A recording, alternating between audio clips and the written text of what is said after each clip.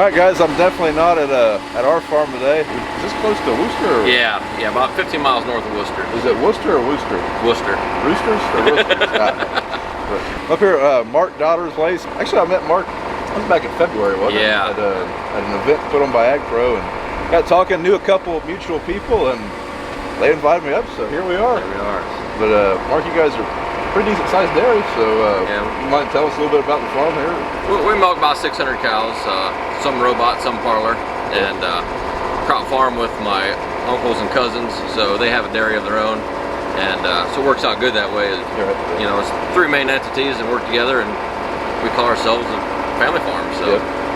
Well, awesome. I know, like in our part of Southern Ohio, there's not a lot of dairy farms left, so I don't know a whole lot about how a dairy operation works. So I'm curious to learn, to see how everything works here. So yeah, we're at Wayne County is dairy capital of Ohio. So well, in fact, about the only experience I ever had on dairy farms was whenever I was going to ATI. I mean, so I noticed there was a lot more cows than in Wayne County than I'd ever seen in Ross County. So yep. So no, we'll give you a little tour and see what we come up with. So. Perfect. This is gonna be in your video?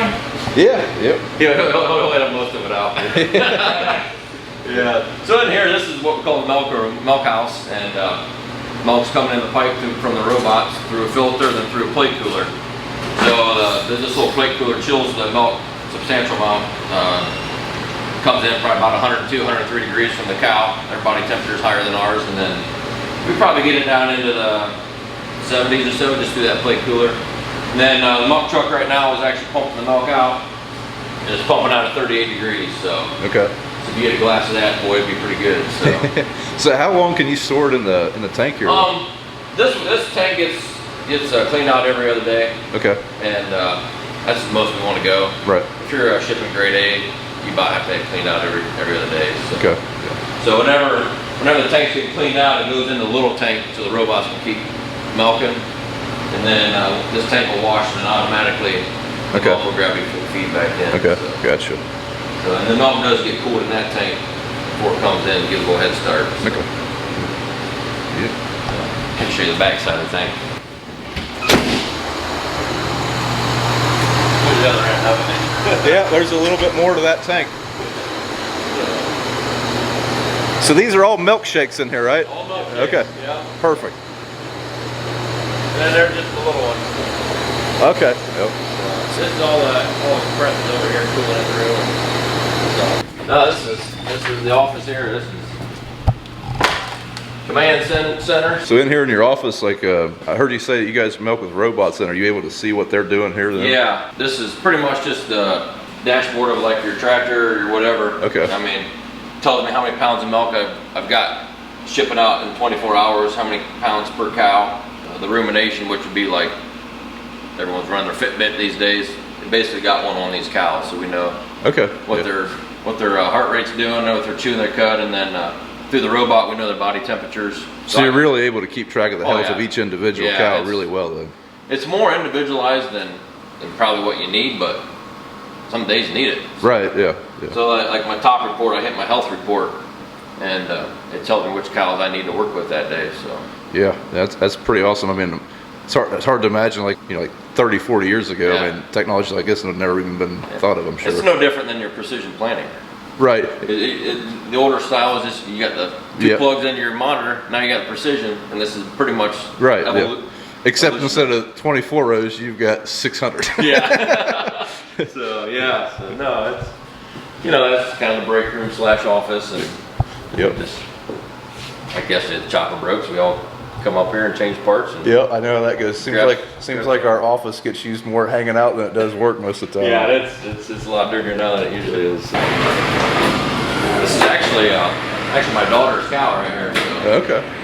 So we'll go ahead and milk it, and we'll brush it up, clean her up, and attach it. 24/7. They never shut down. How many robots are there? There's 6 robots, and we're milking. We're a little down right now. We're like 354 in here today. Okay. Been as high as 405. So each robot's milking one cow at a time? One at a time, and they say roughly 60 cows per robot. Okay. So 360 cows in here. Gotcha. It's about perfect, but we've been higher and we've been lower. So. Yep. So I'm guessing like once the cows do this a couple times, they're probably just used to it. It's probably part of their daily habit then. So like a new heifer, her first time, we have sort pens for them, so we'll sort them for 10 days and try to get them out 3 times a day. And once they get kicked out in the main group, a lot of times they just go. We never really have to fetch them. So some of the bigger dairies that have more robots will maybe run the cows a little more, but we're a family and not much employees. Right, yeah. We kind of let the robot do the work. Yeah. So. I know it's amazing, like, we don't have animals on our farm anymore, but like we still have a couple old horses. My mom used to feed those every day. And anymore, now that she's getting older, she doesn't do it. Every day, they still come to that gate looking for their feed, and I'm sure this is pretty similar. I mean, yeah, and then a lot of times, you know, you look at the cows, they milk a certain time and a certain day. Right, like they got the routine. Yeah, yeah. I did a video of Madonna group here a while back, and every time I was in here, the same cow would come in. She knows I'm in here. So. Yeah, yeah. Yeah, this is going to attach it right now.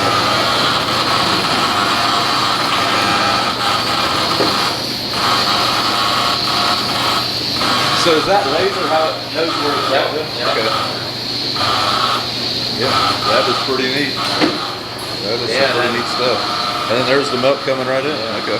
So from here it goes into that tank? Yep, in that tank. Okay. Yeah, it's through a 1-inch line right here. Okay. When all 6 of them go together, it turns into an inch and a half line. So. Gotcha. Modern way of doing it. Yeah. Yep. I'll probably see the byproduct at Dairy Queen here in a little bit. Yeah. Alright, so I'm guessing every day you guys have to feed right through here then? Yeah, we feed once a day, and then it's called a Juno. Comes around every hour and just pushes the feed up. Yeah. So keeps it fresh. Yeah. We got like 50 fans in the barn. Yeah, I mean it feels nice and breezy right here for sure. And we bed with sand, and we reuse the sand. So is this the main barn then that has the milkers in it, or is there another barn over here? This is the only barn with the robots. Okay. Okay. Gotcha. And then we got the little back scratchers down here to keep them happy. So that's where chocolate milk comes from, right? Yes, right. Okay. I thought so. No, that's strawberry milk, the red one, and then the brown ones have the chocolate milk. Okay, that makes sense. Makes sense. So Mark, one thing you guys got to do this spring, I guess it's pretty late spring after I got done, but I mean, you say the Fendt planted this then? Yeah, the Fendt momentum planter planted all this down here. Brian was done with planting so fast that we got a chance to run it. So, good old Derek brought it up here, and we got to run, I don't know, it was close to 80 acres, 100 acres, something like that we got done. So. So as you can tell, it does grow. So this is the sand from those beddings that'll get rinsed in and reused then, or how does that work? Yep, we'll just, it's rinsed in the sand lane. So this is dug out last night or this morning. And then we'll pile it up on the pile. And in about 4 weeks, we'll put it right back in the freestall. So it's pretty clean. So it just kind of leaches everything out. And then it's on like a 3% slope. So you can see all the water leaching out. So we don't buy much sand, and that's the goal. Right, just try to reclaim as much as we can. So. Keep costs as efficient as possible. Yeah. Individual calf hutches here. We'll put a calf in there when they're born, and they'll stay there for about 8 weeks. And then after that, they move into group housing. It's just a way to house them, social distance each other so they don't get sick. Yeah. So I mean, it is for their safety while they're in here. They're trying. So. And it's kind of for their safety, and they grow really well in here. So. Yeah. They're all on sand too. Yeah. So we take these, clean them out, move the hutches back, run everything into that sand lane. So right here, is this how they transition from barn to barn then? Yeah, it goes through there to barn to barn, and we have all of our, most of our babies are born in this area here. So. Big show cow here, this is Tully. She's just living a high life, so. Girl. So this is the feed basically. This is how you're storing your feed for these animals. So back there where the plastic's blowing, that's first crop. Okay. And then this is third crop going right over top of it. Okay, what kind of hay is this? This is alfalfa. Okay. Alfalfa hay. Should make really good feed. It's a little drought stress, which should make it a little bit better yet. Okay. So like I'm a grain farmer. I know nothing about what's going on here. Like how long will this feed or this haylage? Is that what? How long will this sit here then? So we'll start. So we'll cover this up, then we got another pile that we'll start feeding for probably a month or so. Then we'll start feeding into this, and then this we'll try to make this stretch till next spring. Okay. So will this like sweat or ferment or ferment? Okay. Yeah. You want a good several weeks to a month or more to ferment. So you don't have to stir it or anything. Just basically leave it covered and you're good to keep go. it covered. We put an inoculant on to help it ferment and stay good. So yeah. Corn silage, we like to have it ferment a little bit longer than that. Okay. I know, like, well, for example, one of our neighbors, they feed out of a silo, put a brand new silo caught on fire. Like you ever have anything like that happen with bunks? Not in the bunks, no. Okay. No, okay. silos that's a whole other ball wax. I gotcha. So, gotcha. Yeah, I see a couple old silos. Yeah, we still use a big one for high moisture. Okay. Which is really good, really nice feed. We'll grind it on the way in and gotcha. And okay. Makes nice feed. So is this the inoculant then that you're sprinkling on? The inoculant will go on in the chopper. Oh, okay. Just a concentrate we'll feed all the cows. Oh, okay, just kind of mix it in the mixer. Yeah. Oh, gotcha. So we got some feed there. Then we got some canola in the bins. Okay. So every group gets a little bit different diet. And that's what's loading the mixers then? Yeah, loading the mixer. Then that pile there is triticale from this spring. Okay. So we chop that and we. So do you feed a different product based on the season then, or energy needs? Or? Yeah, this is kind of an extra crop just to have some more. Okay. Make more feed. Last year was so bad that we didn't have a whole lot of tonnage. So. Okay. So, this is we probably had 300 acres of triticale and we chopped it and put some here, some of my uncles, and then we put corn in it then. So got a little double crop off that. Yeah, I noticed that all your bunks are kind of on a grade. Is that just to lay the land, or is that to help? Lay the land, but also all the water goes down and it goes to if there's silage leaches, it goes to a catch basin that goes to the manure pit, so we don't get nothing into the water. Okay, so really this is more ideal than to have it on a little bit of a grade then? Yeah, so we have everything tapered just a little bit to come to the center, so right. Never enough concrete. We're just getting ready to pour some more. So. Right, yeah. So these are kind of like, in a sense, your guys' grain bins then for your crop, pretty much. Pretty much, yeah. So, can never have enough storage. Right.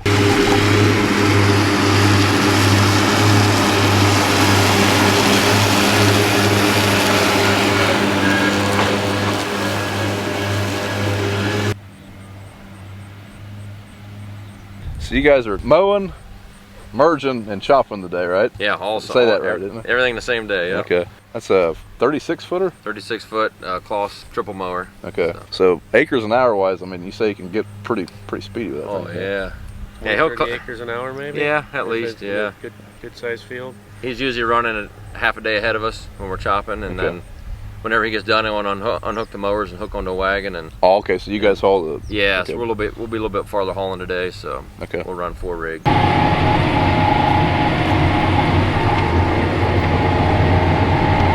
So it's just flipping that hay right up onto that belt and sending her over then, right? Oh yeah, yep. It's really all it does. It's not. Yeah. Sometimes the lighter it is, it's harder to pick it up, but for the most part, yeah.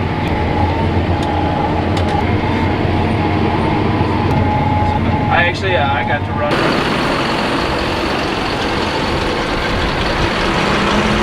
All right, so we are heading to the field now. We've seen the field that they've cut. We've seen the field they're merging. So now we're gonna go riding the chopper. I'm super excited because when people ask what's the one job you'd like to do in the farm you've never done, running the chopper's pretty high up there on my list. So this should be a good time.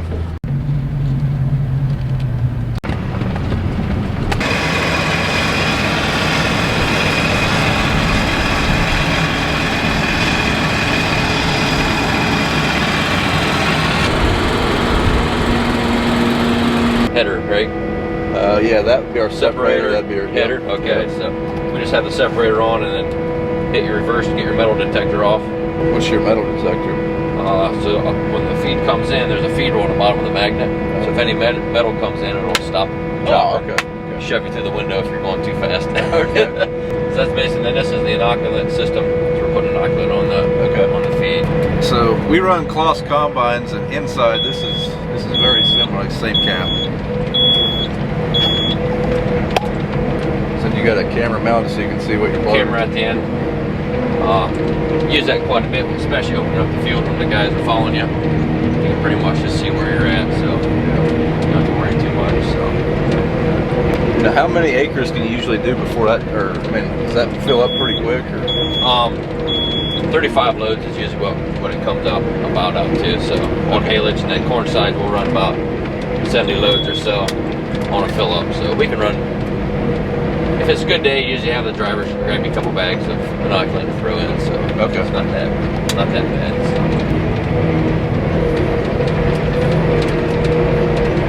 So with a chopper, there's no storage like in a combine. There's no bin behind us. He's just picking that up. And what's happening once it gets inside there? It's getting grinded up. There's a cutter bar in there that's running around, and it runs against it's called a shear bar. So the knives are coming by and just cutting it How to a big is certain that length. gap there? I mean, everything's going through a pretty fine area. Isn't it? I got it set at 17 millimeter length, so that kind of runs how fast the feed rolls or how fast it's going to fill it in. Okay. But when we do corn silage, it runs through a processor, and that grinds it down to about 2 millimeter flat. Okay. So it crushes the corn. So it's going to do some pretty tight tolerances. So this area, yes, and then right behind me, directly behind me, there's an accelerator that helps it shoot it out to the end. Okay. What kind of horsepower? I mean, these are pretty high horsepower machines, aren't they? Yeah, Claas 970, we're running to 750 horse. Okay. Or 775, I can't remember, somewhere in there. So pretty good horse. Yeah, I think our combine's like 400. Yeah. It's a big difference. So apparently there's a metal detector in there, and it's getting an alarm from the CBUS telling him that there's a piece of metal in it. Didn't know they had that. It's pretty neat. I kind of wish our combine had that, maybe.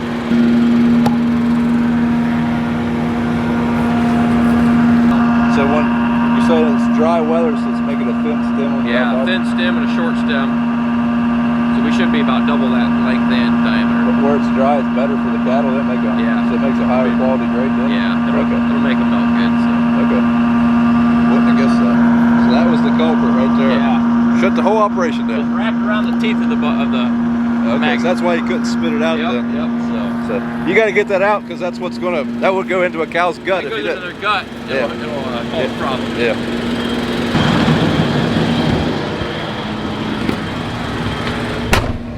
Chopped all day yesterday, never had nothing.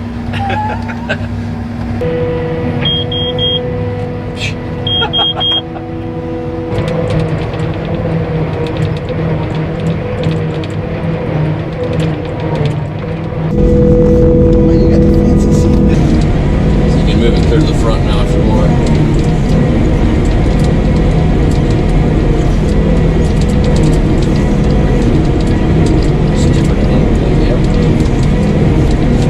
That gets sore after a while?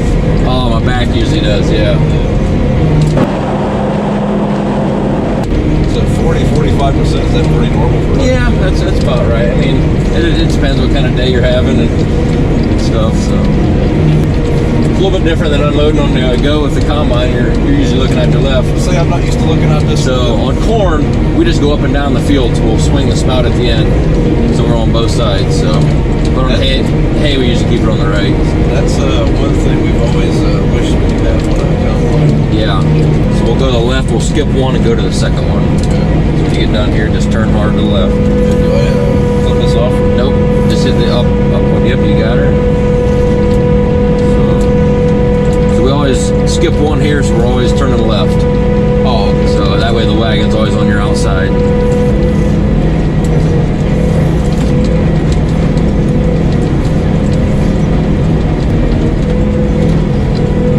Shut this off or something? Nope, you're good. Just back up a little bit. Pick that up. I do sometimes, but since another wagon's here, you don't have to. Yep, you're good. Just go ahead forward and tip your spout down.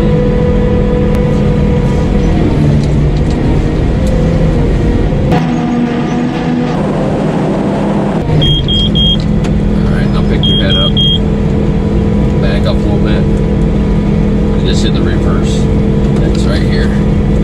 Top off. Then your front will pick up. All right, so we're moving fields. I think with this in this field, I might try to get some drone footage and maybe ride one of the tractors and that chopper. That was pretty fun. That was fun.